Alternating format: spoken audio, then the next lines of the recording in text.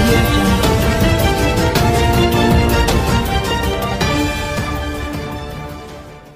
ఇక రెండవ అంశం కల్వకుంట్ల చంద్రశేఖరరావు గారు గత కొన్ని రోజులుగా ప్రభుత్వం రద్దు చేసినప్పటి నుంచి మనమందరం చూస్తున్నాం, మీరందరూ చూస్తున్నారు. అసలే కోతి కళ్ళు తాగింది, ఆ పైన తేలు గుట్టింది. ఇంకా ఎట్లా దుంకులాడుతుందో చూస్తే ఉంటుందో. చంద్రశేఖరరావు గారి వ్యవహారం కూడా అట్లనే ఉన్నది. కళ్ళు తాగిన కోతికి తేలు గుడితే ఎట్లా దుంకులాటుందో, ఆ చెట్టు ఈ చెట్టు, ఆ కొమ్మ ఈ కొమ్మ, గుడికి బడికి దర్గాలకు దస్తీలుగప్పుడు ఇక ఎక్కిన కొండ ఎక్కుతలేడు, దిగిన కొండ దిగుతలేడు. ఇక ఆయన వ్యవహారం అంతా మీరు చూస్తున్నారు.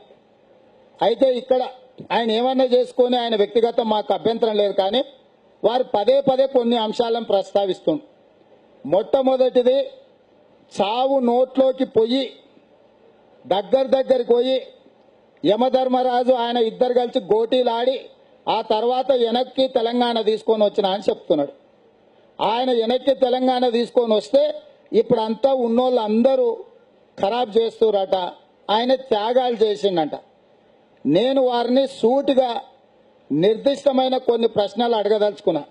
చంద్రశేఖరరావు గారు అపరిచితుడిలాగా అప్పుడొకటి ఇప్పుడొకటి, అసలే అపరిచితుడు ఆ పైన రెండు వేసిండు అన్నట్టుగా ఒకదానికి సంబంధం లేకుండా అసంబద్ధమైన అంశాలను ప్రస్తావించి అసందర్భ ప్రేలాపనలతో తెలంగాణ సమాజాన్ని తెలంగాణ భావోద్వేగాలతో రెచ్చగొట్టడానికి ప్రయత్నం చేస్తుండ్రు.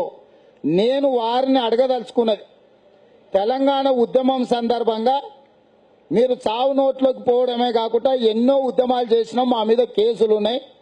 నేను మా కుటుంబ సభ్యులు అందరం కూడా, ఆయన కొడుకు కేటీఆర్ గారు, అల్లుడు హరీష్ రావు గారు, కూతురు కవిత గారు, మేమందరం కష్టపడి కొట్లాడినాం కాబట్టి తెలంగాణ వచ్చింది. వచ్చిన తెలంగాణలో మేము పదవులు తీసుకున్నామని వారు చెప్తున్నారు.